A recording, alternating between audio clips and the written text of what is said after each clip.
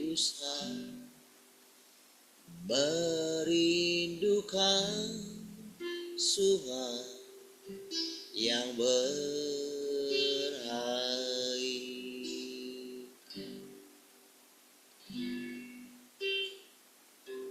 Jiwaku haus padamu, akan Allahku yang hidup. Tubuhku rindu padamu seperti rusa, merindukan sungai yang berair.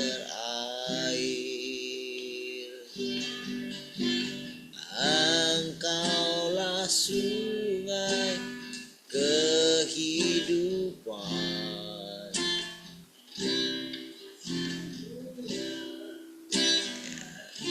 yang dahaga kau mengalirkan kehidupan yang selalu disegarkan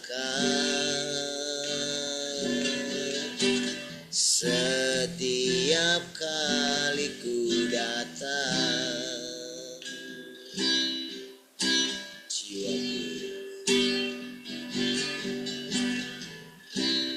Jiwaku haus padamu, akan Allahku yang hidup. Tubuhku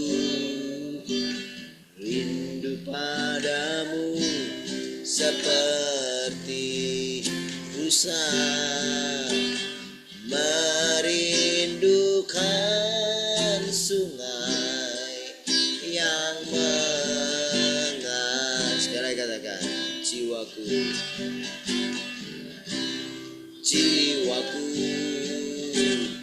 haus akanmu, akan Allahku yang hidup. Tubuhku rindu padamu seperti rusa,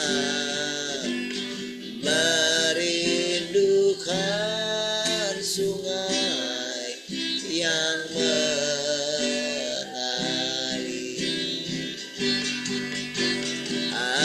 Engkaulah sungai kehidupan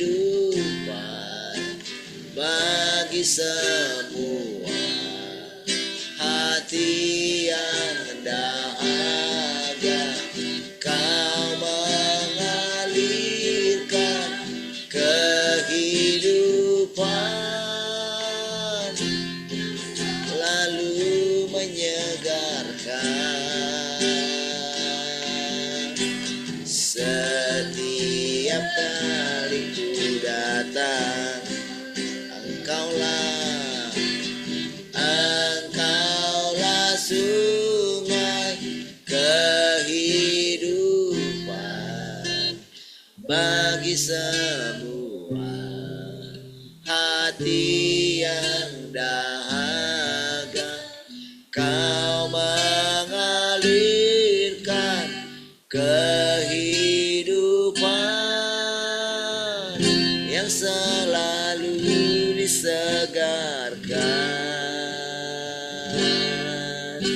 Yesus sungai kehidupan. Sekali katakan, engkaulah sungai, engkaulah sungai kehidupan bagi semua hati yang dahaga. Kau mengalirkan kehidupan yang selalu disegarkan. Setiap kali ku datang, Yesus, Yesus, sungai kehidupan. Yesus, sungai kehidupan.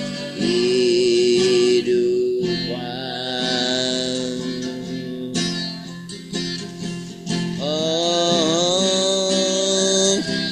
Engkaulah sungai kehidupan.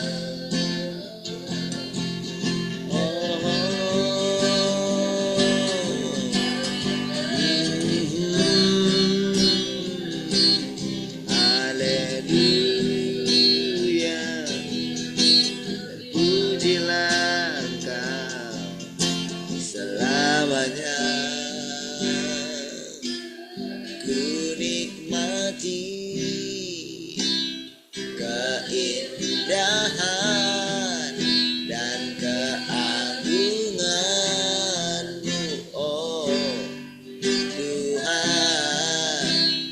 Ku nikmati kemuliaan-Mu, menyembah-Mu dengan segenap hatiku.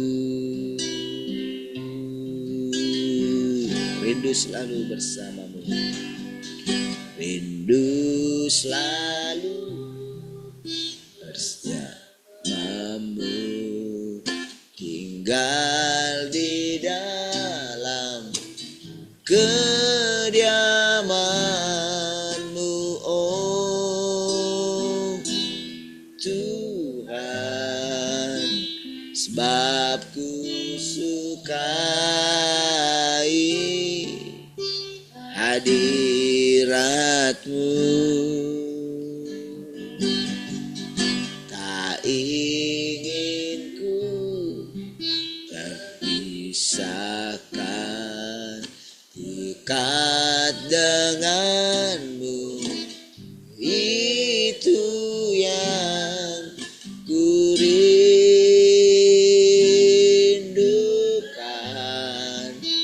Sebab ku dapati kedamaian.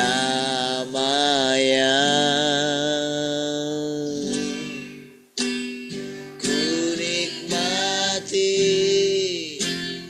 keindahan dan keagungan.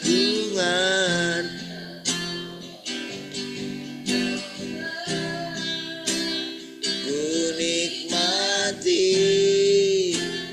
kemuliaan-Mu, menyembah-Mu dengan segenap hatiku. Oh, menyembah-Mu dengan segenap hatiku.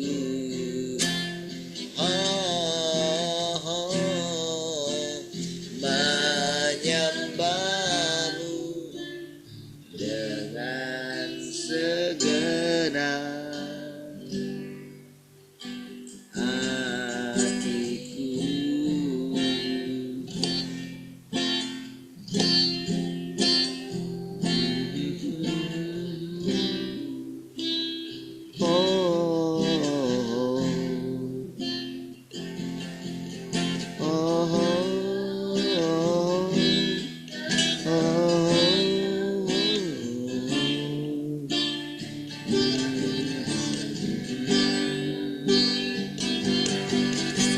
Sungai kehidupan yang mengalir di hati kami. Engkau sungai mengalirkan kesegaran setiap hari.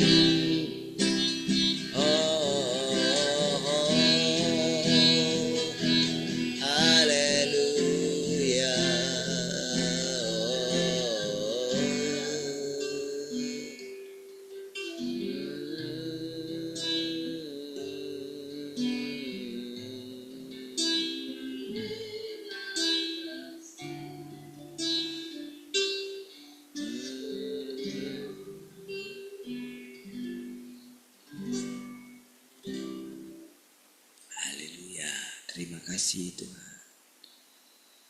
Kami bersyukur pagi hari ini. Terima kasih buat penyertaan-Mu sepanjang malam ini Tuhan. Kami silakan Kamu terpelihara dengan baik. Dipelihara, dijaga ya oleh firman Tuhan. Terima kasih Tuhan. Hari ini kami datang untuk mendengarkan perkataan-perkataan Tuhan senantiasa menampakkan diri kepada kami lewat perkataan-perkataan lewat firman Tuhan. Mengajari kami, Engkau menuntun kami, Engkau memenuhi kami dengan kehidupan lewat persekutuan dengan firman. Terima kasih Tuhan, kami bersyukur. Kami tundukkan hati kami semua. Silakan Tuhan mengajarkan. Haleluya. Mari kita semua yang merindukan Tuhan sama-sama Tuhan. Amin. Baik, puji Tuhan. Shalom semua, selamat pagi.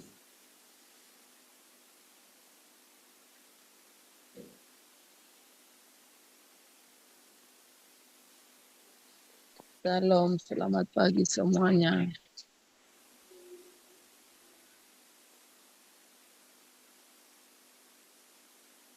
Shalom, selamat pagi semua.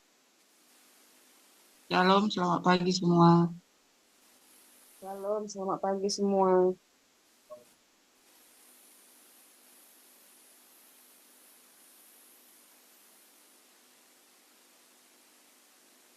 Sudah semua?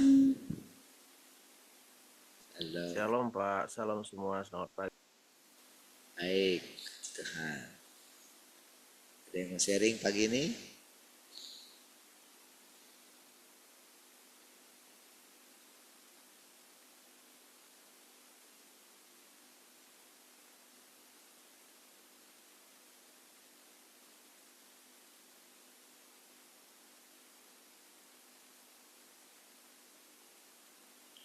Gak ada?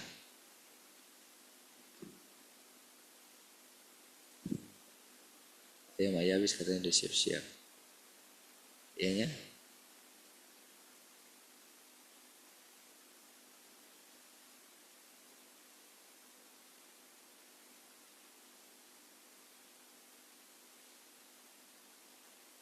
Shalom semuanya.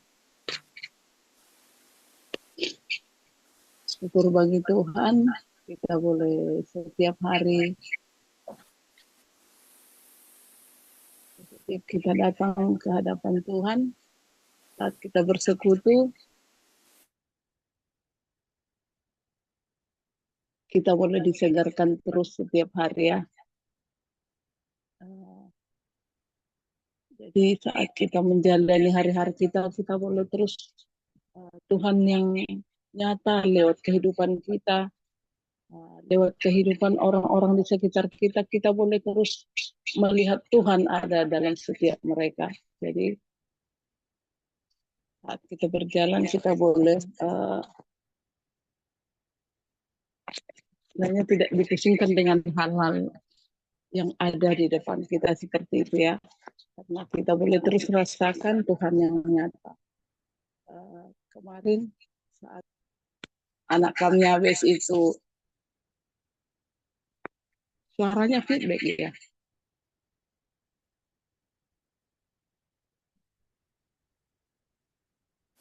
Iya, mungkin laptopnya dimatiin speaker.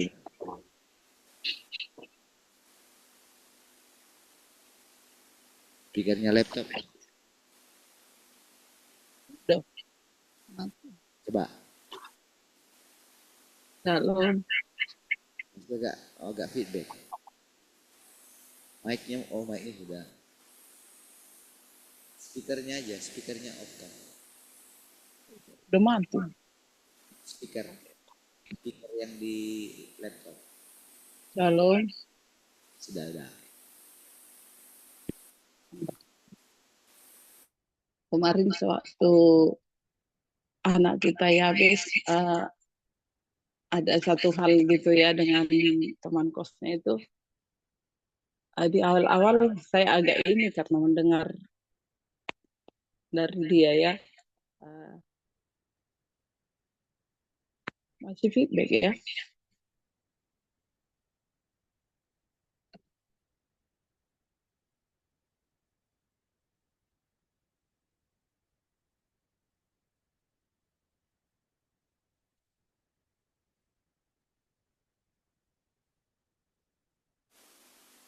Shalom.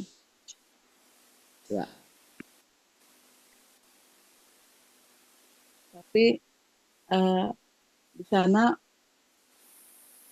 saat saya ya wajar seperti sebagai kita seorang ibu yang jauh dari anak kita khawatir seperti itu ya. Ini pertama kali anak kita jauh, tapi saya apa seperti ini. Tuhan, Engkau sedang membawa anak kami dengan apa yang selama ini dia dengar, pengajaran dia dengar, firman Tuhan yang boleh dia dengar. Kau saat ini sedang membawa anak kami untuk boleh mengalaminya langsung seperti itu ya. Jadi di mana dia harus saat praktek langsung gitu, bagaimana dia harus bertindak, bagaimana dia harus berpikir. Terus terang kemarin saya agak ini ya, uh, memikirkan dia seperti itu. Aduh, kayak mana seperti itu. Tapi satu hal yang saya percaya, terima kasih Tuhan, Engkau sedang membawa anakku ini ke kehidupan nyata seperti itu. Disinilah dia waktunya untuk bagaimana dia boleh bertindak, bagaimana dia boleh berpikir gitu ya, bagaimana dia boleh merenungkan. Jadi kami kasih kemarin nasihat sama bapaknya. Ya inilah saatnya nak, bagaimana kau menghadapi orang-orang di luar mungkin yang selama ini orang-orang yang biasa kamu lihat, kamu biasa dengan mereka, mungkin kamu sudah bisa. Tapi saat ini kamu jauh dari kami, terus ya di sinilah kamu harus semakin dewasa. Firman yang sudah kamu dengar selama ini, bagaimana kamu boleh praktekkan seperti itu ya. Bagaimana kamu harus bersikap, bertindak. Di sinilah waktunya kamu lebih dewasa seperti itu ya. Jadi itu juga yang membuat saya lebih tenang seperti itu. Tuhan terima kasih kalau Engkau sudah membawa anakku untuk lebih lagi bagaimana menjalani hidup. Saya percaya apa yang sudah dia dapatkan selama ini, terus Tuhan yang nyata itu akan terus bekerja lewat kehidupan anak kami. Puji Tuhan, semuanya boleh terselesaikan dengan baik. Dia boleh uh, kembali dengan satu kosnya itu ya, penginjil itu. Dia boleh berdamai kembali dan dia boleh tinggal di rumah itu bersama-sama seperti itu ya. Kemarin sudah uh, 5 hari dia di rumah temannya. Terus yang saya lihat juga dia sudah ikut dalam pelayanan. Saya percaya Tuhan yang dia boleh rasakan itu, uh, dia juga terus boleh manifestasikan lewat kehidupannya di sana, dimanapun dia berada. Saya percaya kita tahu anak-anak muda ini bagaimana, tapi satu hal kita percayakan semuanya kepada Tuhan. Tuhan itu boleh bekerja lebih lagi. Tuhan itu boleh nyata lewat kehidupan anak-anak kita, walaupun mereka jauh dari pantauan kita seperti itu ya. Puji Tuhan dia boleh melayani, ya walaupun memang uh, soal istilahnya komunikasi agak kurang karena ya base ini kan kalau ditelepon entahlah beda cewek sama cowok seperti itu ya.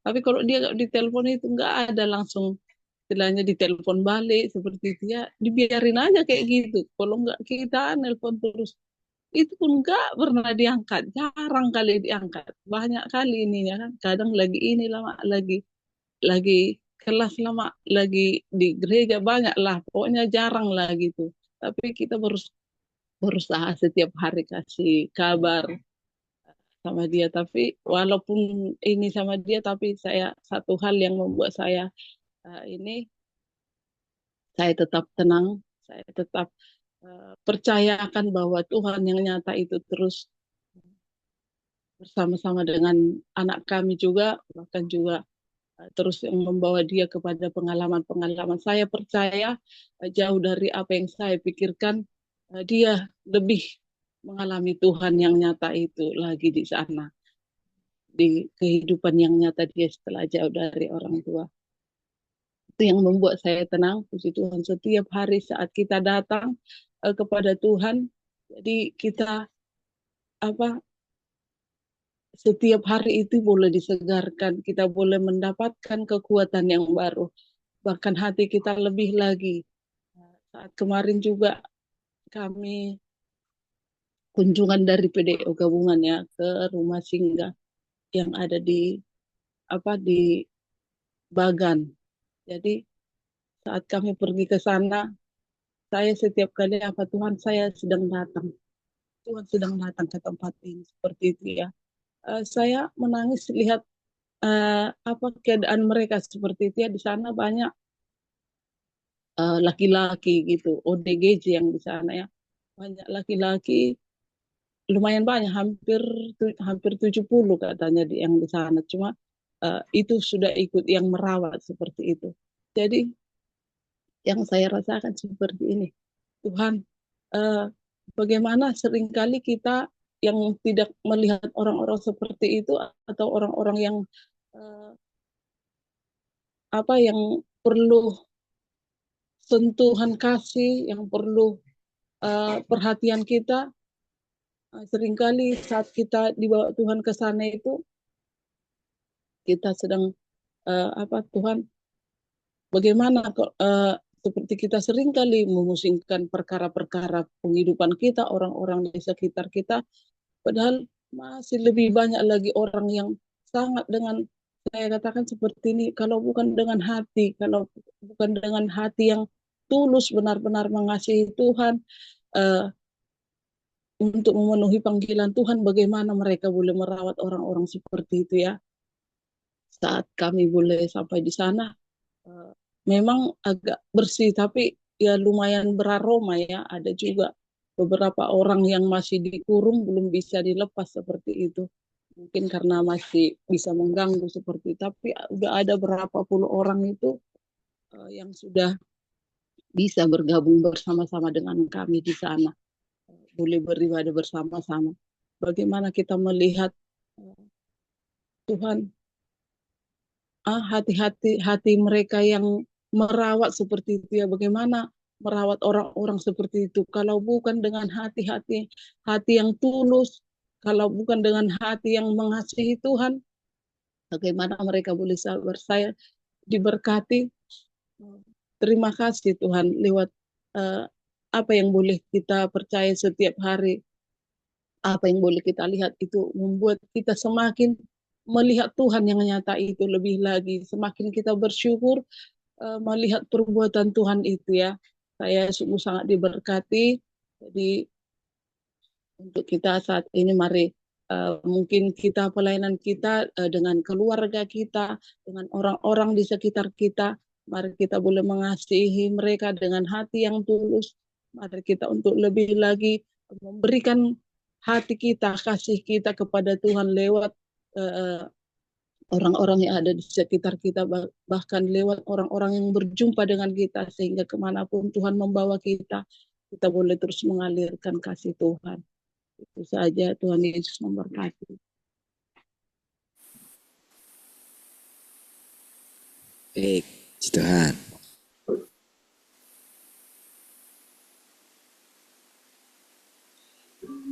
Oke, baik ya. Tadi 2 cerita kan. 1 cerita anak, 1 cerita di luar. Ketika kita berinteraksi gitu ya dengan dunia luar, entah apa saja sebetulnya. Karena firman Tuhan katakan kepada kita itu, apa saja yang kamu hadapi gitu. Apa saja yang kamu lihat gitu. Tidak ada yang kebetulan gitu. Ya. Nah, jadi saudara, pertama tadi kan ketika anaknya gitu. Oke. Ketika mulai dihadapi dengan tenang gitu. Ketika, coba tanya gimana gitu. Jadi ketika dihadapi, tanya, coba. Jadi kan sebetulnya kan karena selama ini anak kita belum pernah dibenturkan gitu dengan kehidupan nyata. Bukan berarti dia nggak menghadapi kehidupan nyata selama ini di rumah, nyata juga. Cuman lebih nyata itu ketika berinteraksi dengan dunia di luar. Nah, dunia di luar inilah yang akan menampilkan. Dari dunia luar inilah kita akan melihat kualitas seseorang.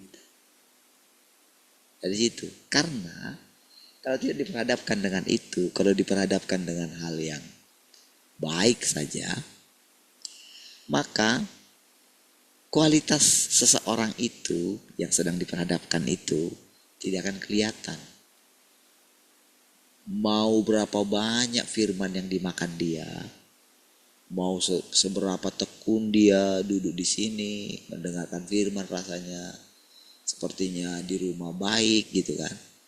Tapi ketika diperhadapkan dengan dunia luar, disitulah baru ketahuan. Disitulah baru kita itu menyadari kebutuhan kita. Disitulah kita baru tahu kalau kita itu rusak. Itu sebetulnya. Ya. Jadi kalau saya sering cerita keadaan yang saya hadapi, mungkin saya ceritakan keadaan di luar, keadaan hamba Tuhan. Mungkin orang akan menilai gitu. Oh, bapak itu masih kayak gitu. Sukalah kalau bapak itu suka ceritakan orang, ceritakan hamba Tuhan. Nah, pasti kan orang-orang kan akan pikir seperti itu kan. Orang yang mendengarkan. Mungkin saudara juga bisa bilang kayak gitu. Saya enggak mau ceritakan orang.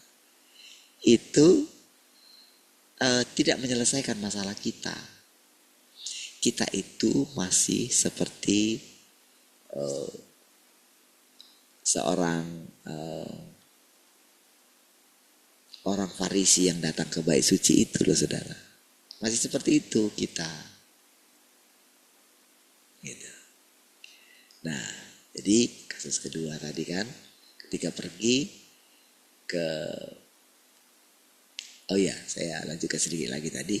Ketika diselesaikan, ketika coba ditelepon, tanya, baru mulai tahu sedikit. Tahu dan sudahlah, hadapilah gitu. Di situ baru kita mulai rasakan kalau apa yang sedang dihadapi anak kita justru itu baik untuk dia. Ya, justru untuk supaya ternyata selama ini mungkin dia kan namanya manusia itu dia pasti akan menghindari masalah karena dia mau bebas, dia mau merdeka, gak ada yang ngatur. Tapi ternyata ketika diperhadapkan, nah oke, lihat. Justru dari keadaan ini, disitulah kita melihat berkat Tuhan. Dari keadaan yang tidak baik menurut kita kan. Tapi kalau kita berpikir kalau Tuhan itu tidak ada yang tidak ada yang tidak baik, semuanya baik. Kita harus tetapkan di dalam pikiran kita. Tuhan mengendalikan segala sesuatu. Tuhan itu bisa mengubah satu keadaan yang buruk menjadi baik gitu. Dan intinya tidak ada yang tidak baik di dalam Tuhan. Nah, apa saja gitu. Nah, jadi terkadang ketika Tuhan itu ingin menyelesaikan masalah melalui kita soalnya kan. Oleh siapa lagi? Kan yang bertindak untuk telepon, yang bertindak untuk menasehati kan kita. Mulut kita kan. Tapi sering sekali kita itu menghindari pertentangan.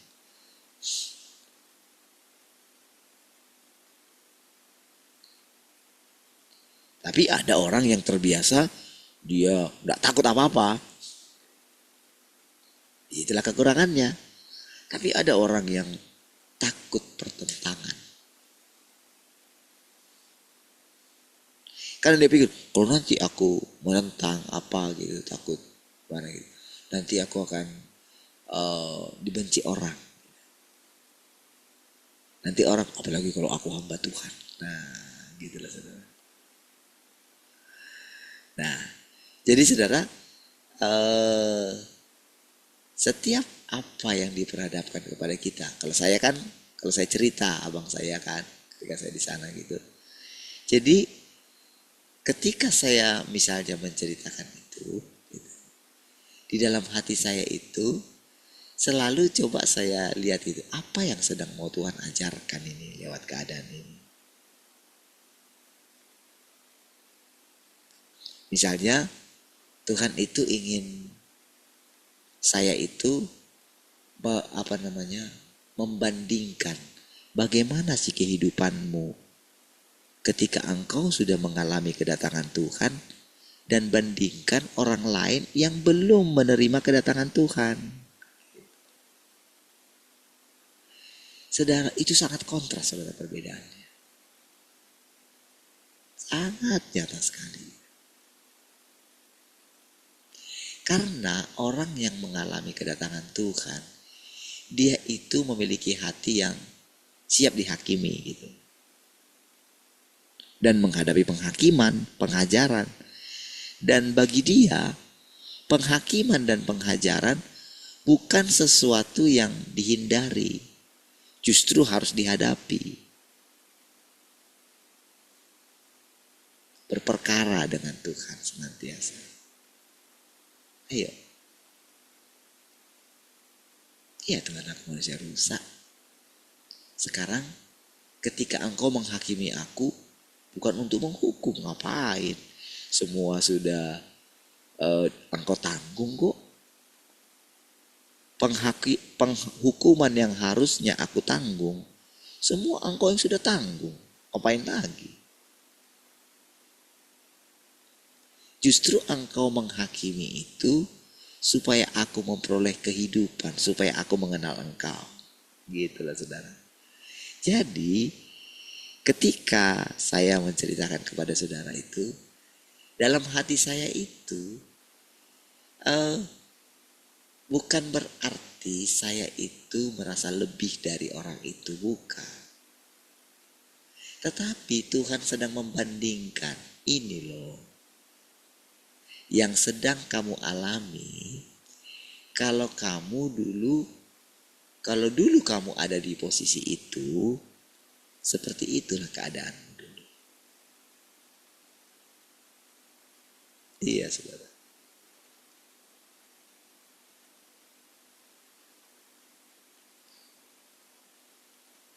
Jadi saudara, cerita-cerita setiap hari yang saya lihat, saya perhatikan gitu. Benar-benar saudara, saya karena karena sudah keluar dari perasaan bahwa saya itu baik. Sudah keluar dari situ saudara. Hanya Tuhan yang baik. Dan Tuhan itu sedang menunjukkan pekerjaannya kepada saya. Yang paling sederhana itu ya melihat diri saya sendiri gitu. Jadi rasanya saudara ketika misalnya menceritakan itu, saya itu selalu coba perhatikan dalam diri saya gitu. Apa yang muncul, gejolak apa yang muncul. Adakah perasaan membenarkan diri sendiri? Masih tetapkah berpikir kalau memang manusia itu rusak? Tetap enggak? Karena kalau kita itu keluar dari kebenaran itu, maka dengan mudah sekali saudara, iblis itu menyusup dia. Dan gampang sekali. Kalau dia sudah menyusup, merajalela dia. Tapi kalau kita itu percaya akan kebenaran itu, maka dalam diri kita itu ada ketergantungan yang sangat tinggi kepada Tuhan, kepada kebenaran. Justru itulah yang membuat kita itu makin cari kebenaran gitu loh. Kira-kira menurut saudara positif enggak itu? Kalau untuk perubahan kita kan positif.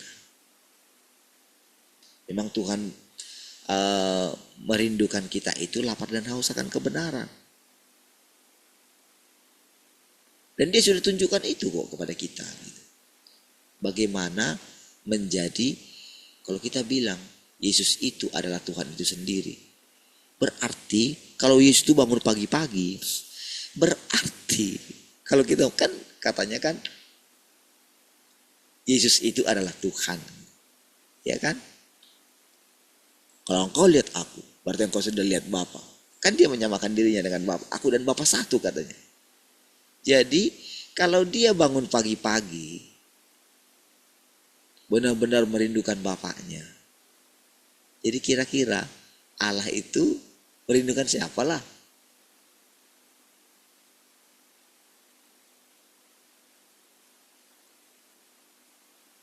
Sama itu saudara. Ketika saya berbicara kepada saudara. Jadi kalau saudara dengarkan saya seperti bergantian kan. Coba boleh bayangkan. Yang cerita itu saya. Tetapi yang mendengarkan itu juga saya. Gimana caranya saudara? Istilahnya gini. Kan kita itu sedang menghidupi Tuhan yang berinkarnasi. Memasukkan ke dalam diri kita. Firman-Nya itu dimasukkan. Kita makan. Menjadi hidup kita. Oke? Berarti kan Tuhan itu menyatu dengan kita. Ingat pelajaran kemarin. Bahwa aku dan Yesus itu satu. Coba bayangkan ya. Tadinya saudara, para murid-muridnya atau pengikutnya yang ada di situ ya. Tadinya karena mereka itu dari awal, pasti saudara proses mereka untuk benar-benar menerima orang itu adalah Tuhan yang datang kedua kali. Enggak mudah loh saudara. Tapi kalau sudah lewat 30-an tahun saudara, bagaimana Tuhan melindungi dia, Tuhan menjagai dia, tidak disalibkan. Wah kalau yang lain saudara sudah mungkin banyak mengalami penganiayaan yang luar biasa. Tapi dia dilindungi. Nah, dan bagaimana setiap perkataan-perkataannya itu luar biasa mengalirkan kehidupan. 30 tahun sudah cukup luar biasa. Yesus cuma 3,5 tahun loh. Yang paling benar-benar nyata bagi murid-muridnya cuma 3,5 tahun loh. Tetapi sisa hidup mereka yakin Yesus itu menyertai mereka sampai kepada kesudahan zaman mereka.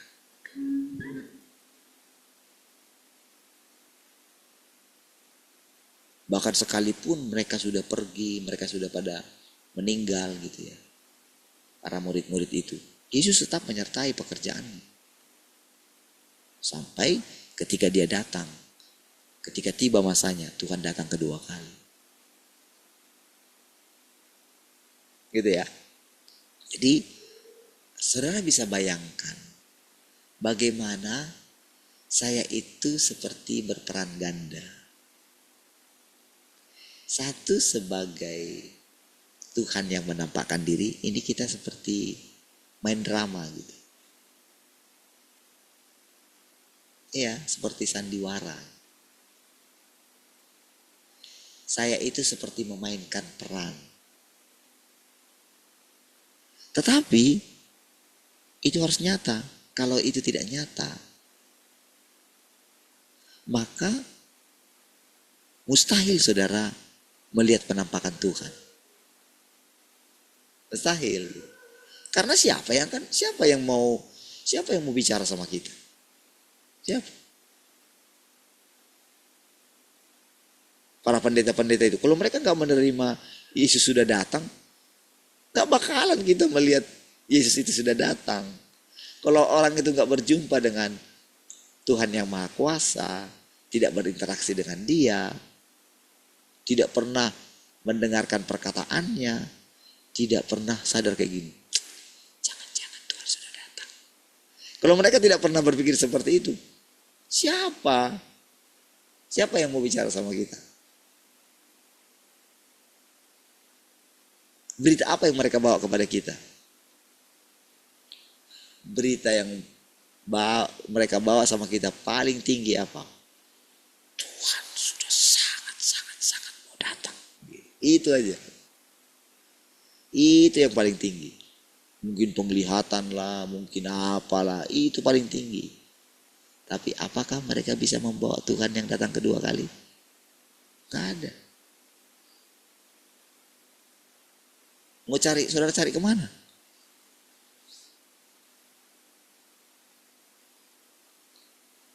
Kalau ada di antara utusan-utusan dari gereja itu datang, mungkin saudara akan menolak. Saudara akan bilang gini, jangan-jangan itu saksi Yehova itu. Padahal mereka mirip.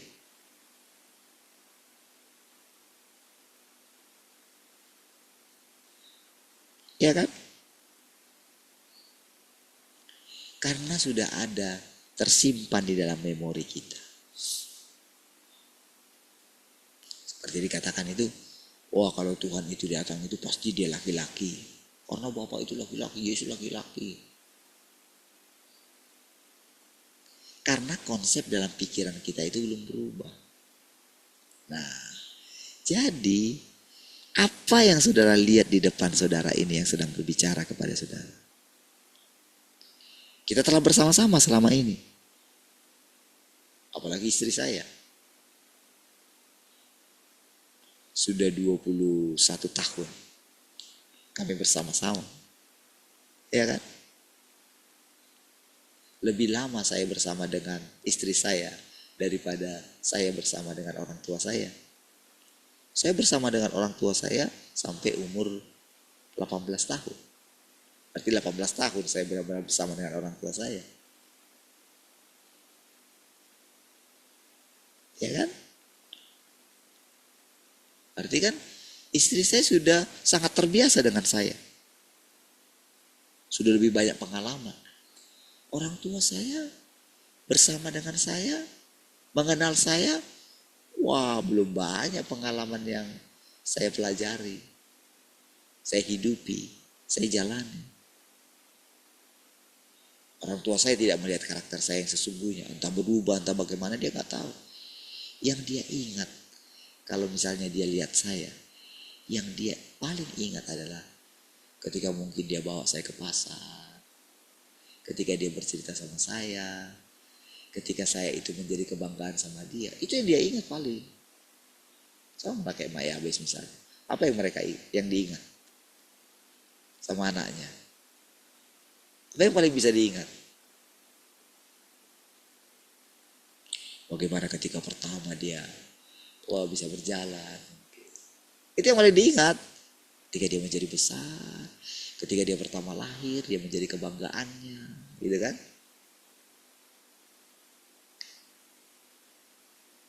Kemarin Pak Nail itu posting di grup kami itu. Ketika dia sama dengan ponakannya si Wisel sama si itu. Ketika saya lihat mereka itu saya benar-benar saya jadi ingat betapa lucunya mereka dulu anak-anak itu, saudara. Iya ya. Saya itu langsung langsung benar-benar ingat dulu ketika sekarang sudah berubah itu beda ya. Kok aku nggak mendapatkan dia seperti itu ya? Seperti itulah Tuhan dengan kita, saudara.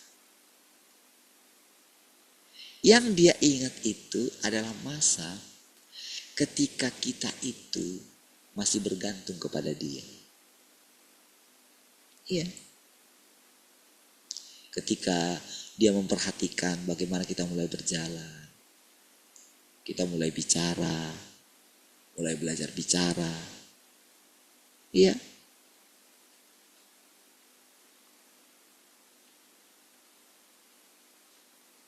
Dia perhatikan kita.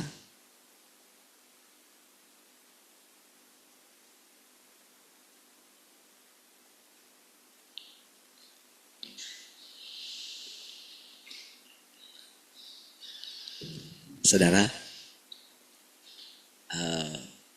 kalian diceritakan yang tadi itu tuh mengenai yang di apa ya, rumah singgah itu kan. Saya kan beberapa kali ke sana. Dan saya tahu banget ceritanya bagaimana. Sampai yang punya itu sudah meninggal, anaknya juga sakit yang sama juga gitu. Dan tahulah perkembangannya, gimana awal-awal dulu gitu ya. Karena kan dulu kan karena saya melayani orang-orang yang sakit jiwa itu dulu kan. Terus saya masih awal-awal saya masih mendoakan siapa di sana, masih pokoknya inilah masih jadi tahu gitu.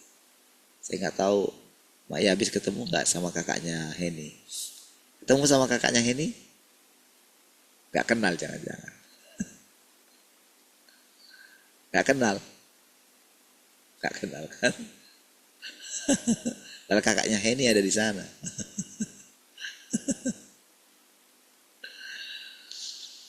Iya. Gitu. Nah, saudara, ketika kita lihat itu, ketika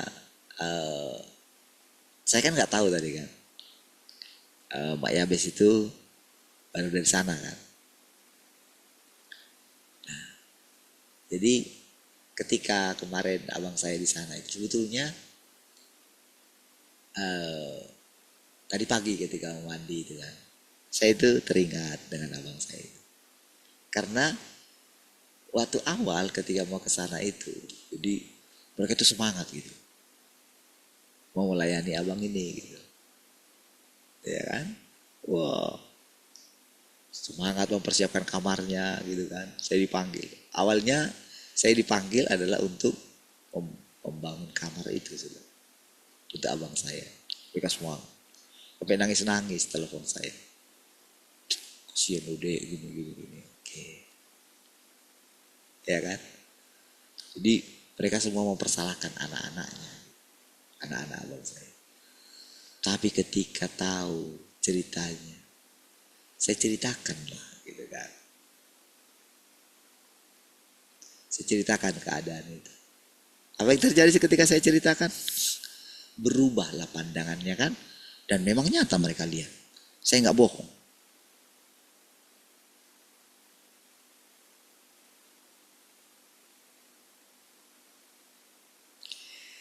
Tapi tadi pagi ketika saya itu renungkan gitu. Kemarin saudara mereka sudah akhirnya menolak karena abang itu mau berangkat ke Jakarta kan. Untuk perbaiki kakinya itu. Jadi rencananya harusnya hari ini. Balik lagi ke sana kan karena sudah ditiban abang yang besar itu. Nah akhirnya jadi mereka sudah mulai mungkin agak sudah jangan datang lagi ke sini gitu karena begini baiklah ceritanya kayak gitu kan. Padahal tadinya kan wah mau menerima kan dengan penuh kasih rasanya kan. Awalnya saudara ketika rumah singgah itu ketika awal mungkin mereka mengharapkan apa namanya semakin banyak loh. Tapi waktu mereka menjalaninya, akhirnya berubah juga. Akhirnya mereka pasti nanti suatu saat nanti terjadi perpecahan, nanti buka lagi rumah singgah. Itu di Siantar banyak sekali rumah singgah. Rumah pemulihan namanya. Tapi keadaan di dalam, itu dari yang satu nanti buka yang lain buka yang. Intinya itu bukan lagi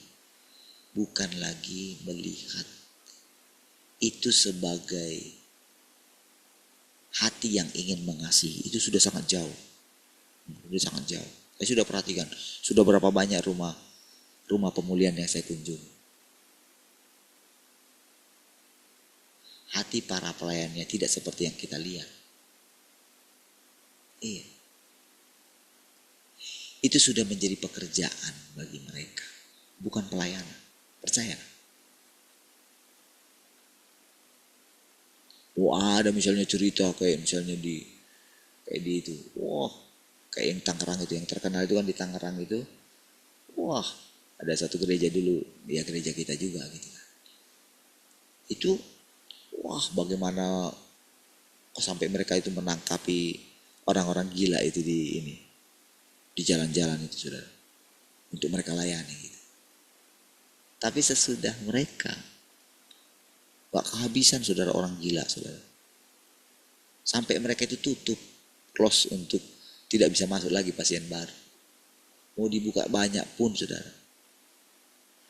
Karena, saudara, dari situ akan kelihatan sebetulnya nanti. Apakah benar-benar kita itu melakukan itu karena kita menerima Tuhan yang datang seperti orang gila kepada kita, atau itu sudah menjadi pekerjaan.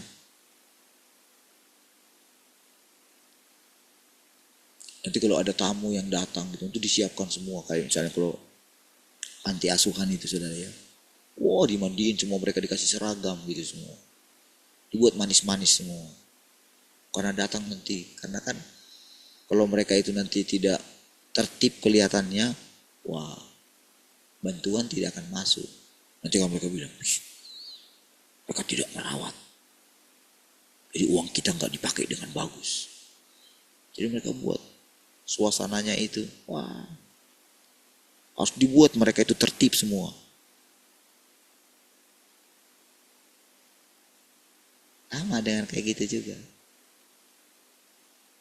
Saya sudah bilang, di Siantar itu banyak sekali. Banyak sekali.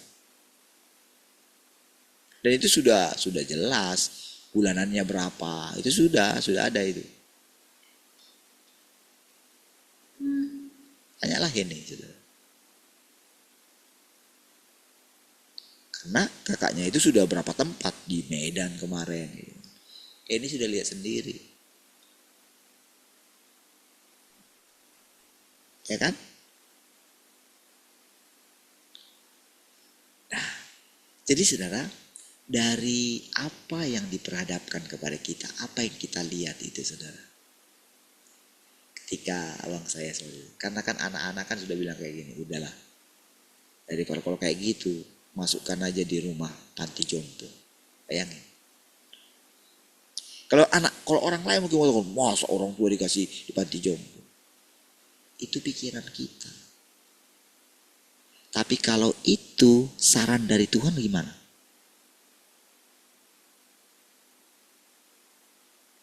Mau kita pertahankan?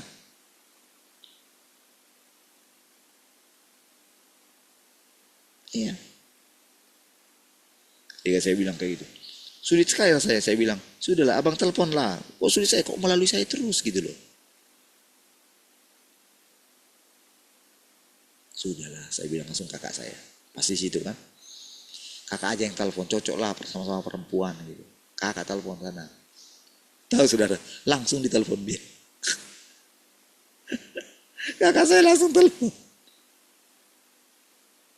Langsung loudspeaker lagi. Tahu lah kan, orang saya sudah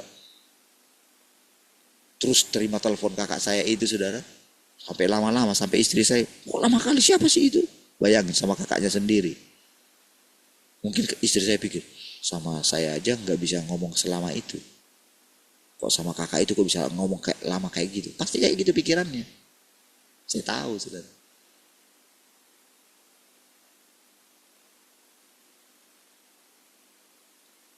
Yalah, perasaan perempuan. Yalah, kalau misalnya suami saudara bicara dengan perempuan lain gitu, kayak ngomongnya lembut-lembut kayak gitu misalnya, saudara cemburu nggak? Kayak akrab gitu ngomongnya gitu, cemburu nggak? Ya pasti cemburu lah. Engkau istrinya.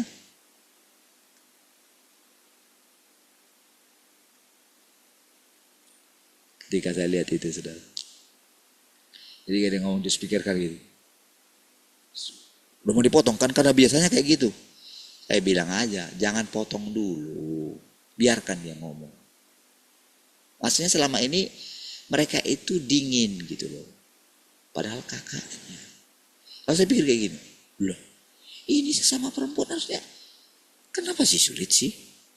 Anggap aja emang dirimu lebih muda kok. Tapi karena kamu pendeta, karena kamu ibu gembala, sulit. Kenapa gak anggap? Anggap aja itu kakakmu kandung. Saya kan karena saya anggap dia kakak saya kandung.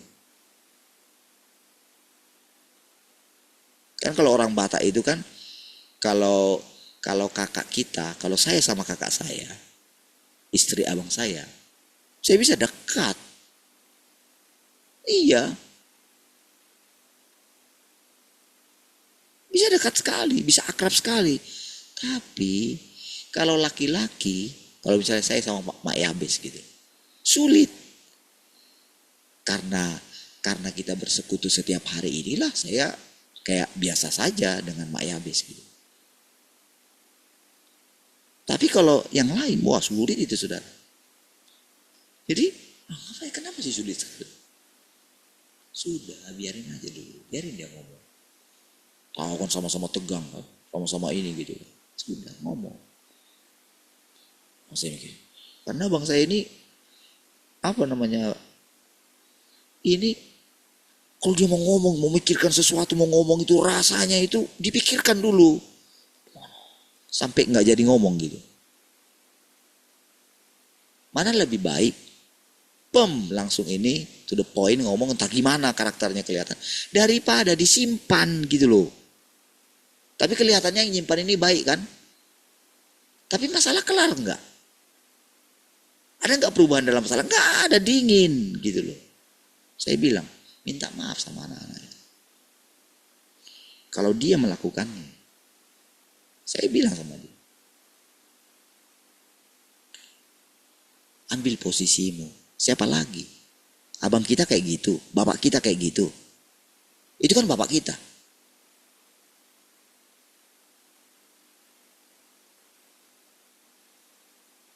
Bapak kita kayak gitu. Terus kita yang sadar, kita diamin gitu. Ambil tindakan.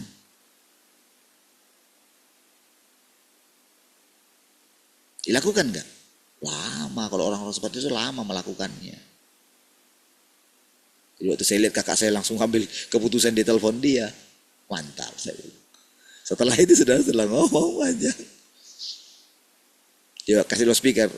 Akhirnya kan saya bilang, dia apa yang diceritakan kakak itu persis seperti itu diceritakan sama saya. Saya bilang, nah dari situ kan tahu orangnya kan, saya bilang. Berarti kan ada baiknya kan, kakak itu kan. Dia tidak menambah-nambahkan cerita, saya bilang gitu. Jadi itu untuk membuktikan ketika kami datang ke sana, kami cross check. Jadi nggak dengar apa kata orang. Bayangkan saudara, selama ini saudara, bahkan abang saya ini tahu nggak, pernah tinggal di rumah abang saya yang besar ini waktu dia masih sekolah dulu, bayangin. Bayangin gitu saudara. Harusnya dia lebih mengenal kakaknya dong. Iya. Dan ternyata sudah dia lihat juga abangnya itu sering ringan tangan gitu. Dari dulu dia sudah tahu. Tapi masih tetap bela abangnya itu. Hamba Tuhan loh. Kalau saya bilang, kalau saya menghadapinya, kalau tahu kayak gitu, kalau saya dikasih tahu kayak gitu, masih mukul, kalau dia saya masih mukul. Saya bilangin, tahu nggak deh cerita kakak saya itu? Wah dulu saya menderita terus digituin sama dia. Kemarin deh, dorong dia ke tembok, cekek dia. Saya ketawa-ketawa, mantap kak, mantap kak. Apakah saya benci sama abang saya? Tidak, bukan, saudara, bukan.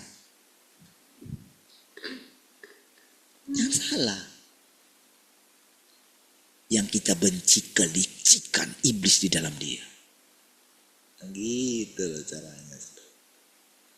Jadi ketika kita melihat keadaan itu saudara, jadi begitu kita, jadi apa pengalaman kita?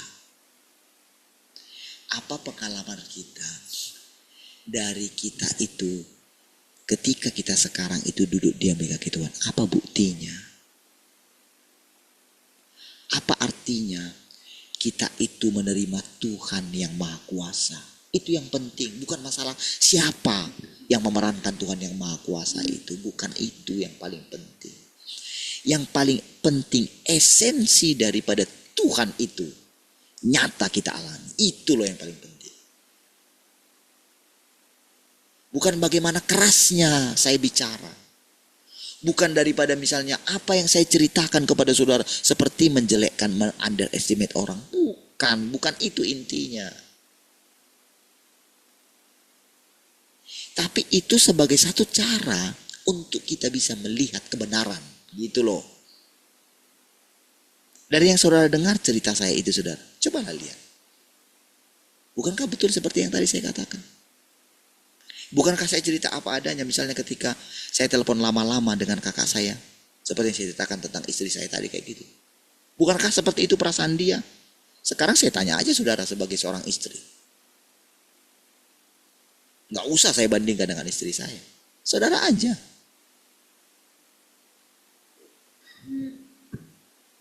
Dengan menceritakan itu, bukankah berarti Tuhan itu berdaulat sedang membongkar kita apa adanya? Apakah di situ Tuhan itu sedang membenarkan saya? Tidak. Tuhan itu sedang memberikan terang kepada kita semua. Inilah kehidupanmu manusia, gitu loh. Dan aku datang untuk menerangi jalan.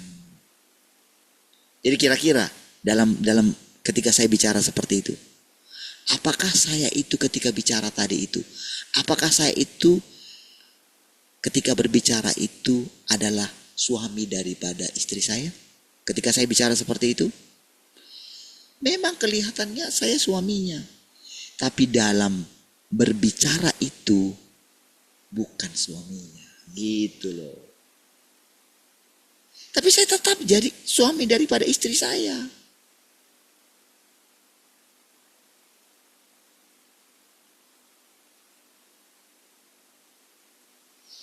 Ketika saya bicara kepada yang saya bilang kepada kakak saya itu ketika langsung dilakukan dia. Itu bukan adiknya yang bicara itu. Kira-kira kayak gitu loh. Tapi Tuhan yang berbicara karena dia langsung melakukannya. Makanya ketika bicara kayak gitu, saya tinggalin saudara. Saya biarin. Udah dengerin aja dulu saya bilang. Tahu gak saudara yang saya lihat apa saudara? Hebat engkau Tuhan. Iya. Itu di luar kendali saya. Saya tidak ada merancang apa-apa. Dalam pikiran saya ke sana itu cuman kerja, pasang plafon, perbaiki ini, dia yang busuk, ganti ini, ganti itu. Itu aja di sini. Saya bersemangat melakukannya. Tetapi karena kita bersekutu setiap hari, kita mendapatkan kehidupan. Kita berkata, Tuhan, Engkau berdaulat dalam hidup kami setiap hari. Mari silakan Tuhan. Di momen itulah Tuhan menunjukkan pekerjaannya seperti yang saya ceritakan sama saudara. Gitu loh saudara. Iya, seperti itu.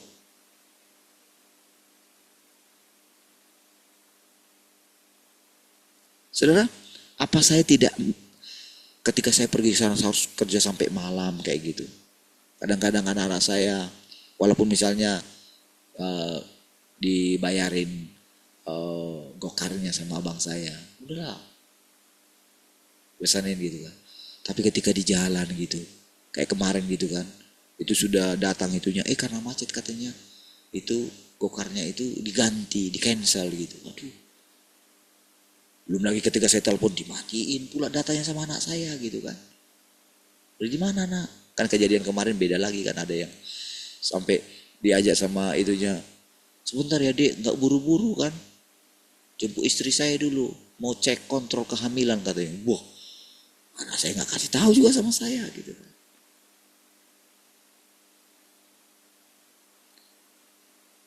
Walaupun misalnya enak naik go-kart, mereka lebih suka saya jemput pakai motor berdua, saya bawa. Lebih aman bagi mereka. Jadi walaupun saya capek sekali dari sana, jauh bayang dari Batu Haji, saudara. Kafling lama. Apalagi kalau macet, itu jalur macet itu dari sana ke sini. Kadang kalau saya janji saya jemput, saya nggak jemput gitu, aduh rasanya gimana. Kemarin saudara, ketika dia bilang, udah pulang pak. Wah, siap-siap meluncurna. Lama loh itu saudara. Macet itu saudara. Capek loh kondisinya.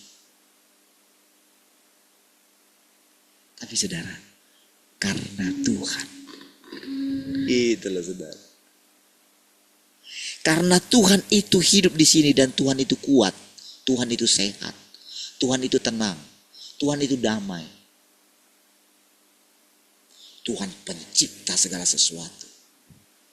Disitulah saya merasakan kehadiran Tuhan. Seperti Tuhanlah yang membawa sepeda motor itu. Gitu. Kalau saya capek. Saudara. Sama saudara ketika tadi itu. Misalnya kalau tadi Mak Yabes nggak ngomong gitu, kalau nggak ngomong, saya akan bicara dalam kondisi haleluya. Tapi tahukah saudara? Karena Tuhan itu memang rindu menampakkan diri kepada kita. Bagaimanapun kondisi saya, dia bisa mengubah. Sekarang saudara, masalahnya lah begini. Waktu kita merasakan seperti itu, waktu saya merasakan seperti itu, bukankah saya gak lebih mudah untuk besar kepala? Bagaimanalah caranya Tuhan mengatasi besar kepala saya? Gitu loh saudara. Supaya saudara ngerti proses pekerjaan Tuhan itu dalam diri kita. Apa yang saya ceritakan ini juga pasti akan engkau alami. Inilah yang cerita kepada saudara anak sulung, kakak sulung saudara, abang saudara. Kalau kita sama mama, sama bapak, saya ini abang saudara. Tapi karena kita itu lahir dari orang tua yang berbeda, suku yang berbeda, kita jadi terpisah. Apa artinya saudara? Tuhan datang kedua kali menyatukan kita saudara. Sampai tidak ada perbedaan gender di antara kita. Itu di sorga kayak gitu. Tapi tetap ada aturannya karena ketika kita ada di bumi. Saya tetap itu jadi suami istri saya. Istri saya tetap istri saya. Makanya dikatakan tadi tidak bisa terpisah antara Taurat, kasih karunia, dan zaman sekarang. Makanya tetap ketat. Saudara tetap harus menjagai suamimu. Iya, enggak apa-apa kok sudah tua gini. Enggak bisa gitu. Kalau kita ingin menikmati, kalau kita ingin menjalani masa tua kita, karena kita belum menjalani masa tua. Masih ada anak-anak yang kita besarkan. Kami belum melewati satu masa di mana semua anak-anak mungkin meninggalkan kami. Belum. Belum tahu rasanya gimana anak-anak kita itu nanti kalau mereka itu punya ada orang yang akan mendekati mereka. Saya belum pernah mengalami bagaimana kekhawatiran mertua saya sebelum jadi mertua saya. Ketika misalnya pertama kali saya datang, ketika telepon misalnya, istri saya telepon kepada mertua saya, kalau ada laki-laki Batak yang mendekati dia, yang menyatakan cintanya sama dia. Apa saya tahu perasaan mertua saya? Saya belum pernah tahu, belum punya pengalaman seperti itu. Karena belum ada laki-laki yang mendekati anak saya. Saya belum tahu perasaan itu. Saya belum punya perasaan itu. Anak saya belum pernah cerita kalau dia suka sama ada dia suka sama cowok. Enggak ada cerita, itu rahasia sama dia. Saya belum tahu proses itu.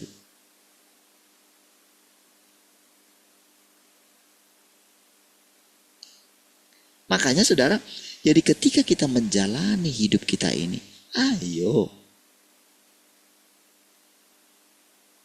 Masa tuamu akan engkau habiskan dengan pasanganmu. Ayo. Selesaikan masalah. Ayo. Kalau ada misalnya yang rasanya gimana, wah, temperamennya itu berbeda denganmu, kesabarannya berbeda, terima dulu. Terima. Dengerin. Walaupun sambil ngantuk-ngantuk gitu saya dengerin. Tapi ini, gue mau ini, mau dengerin. Tapi kalau sama orang lain bisa lama-lama. Saudara, itulah yang sedang Tuhan kerjakan di antara kita. Saudara. Lihat kan? Nanti anak-anak kita akan berbeda mereka. Saudara. Karena mereka melihat kehidupan nyata dari orang tua mereka. Lengkap. Bapak mereka, mama mereka. Harus lengkap sama mereka. Iyalah. Gak terpisah. Enggak misalnya anak saya lebih mengasihi saya. Enggak, harus lengkap dia. Lengkaplah nanti. Kalau mereka nanti punya keturunan. Lebih lagi saudara mengalami Tuhan. Baik, puji Tuhan saudara. Tak jadi buka.